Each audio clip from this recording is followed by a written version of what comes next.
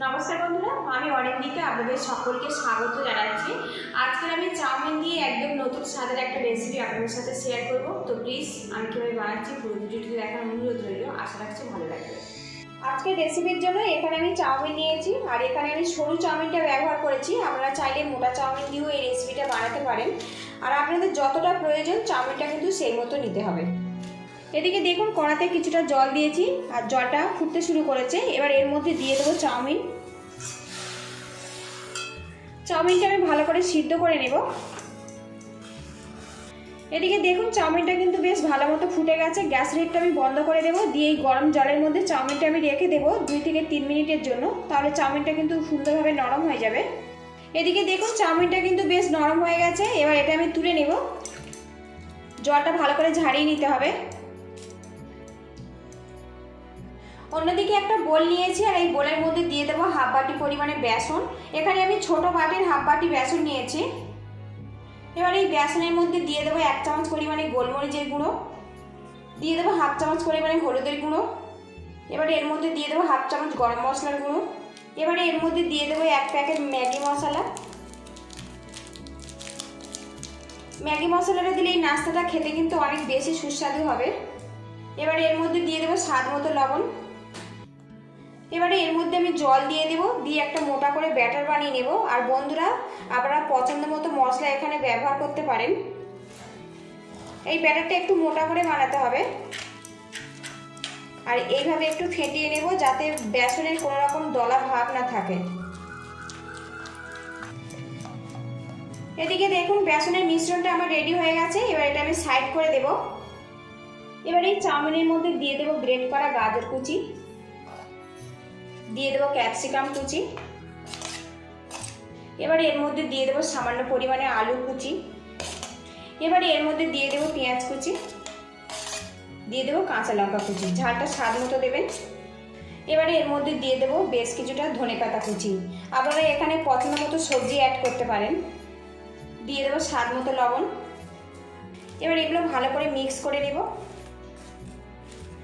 এবারে এখানে যে বেসনের মিশ্রণটা আমি রেডি করে নিয়েছিলাম এর মধ্যে আমি দিয়ে দেব সামান্য পরিমাণে জল। এবার এটা ভালো করে মিক্স করে নেব। এই মিশ্রণটা খুব বেশি কিন্তু পাতলা করবে না, একদম শুকনো শুকনো করে এটা মাখিয়ে নিতে হবে। এদিকে দেখুন মিশ্রণটা আমার রেডি হয়ে গেছে। এই রেসিপিটা আমি শ্যালো ফ্রাই করব, তার জন্য প্যানটা গরম করে নিয়েছি, আর এর মধ্যে 3 চামচ পরিমাণে তেল দিয়েছি। তেলটা প্যানের চারিদিকে ভালো করে লাগিয়ে নেব। এবার এই তেলের মধ্যে 1 হাতা পরিমাণে চাউমিনের মিশ্রণ নিয়ে নেব, আর এইভাবে একটু চেপে চেপে বড় করে দেব। আর শেপটা আপনারা পছন্দ মতো দেবেন, ছোট বড়। আমি এইভাবে মিডিয়াম সাইজ করে এটা বানিয়ে নেব। আর একটা আমি দিয়ে দেব। আর এই সময় গ্যাস লিডটা লো টু মিডিয়ামে রাখতে হবে, এর মধ্যে যে সবজিগুলো আছে যাতে ধীরে ধীরে সিদ্ধ হয়ে যায়।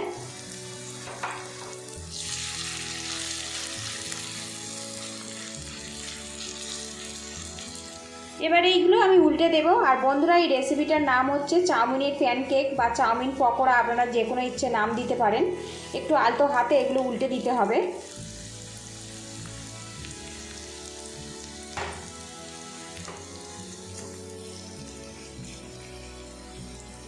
চাউমিনের 3টে প্যানকেক আমি এইভাবে উল্টে দেব।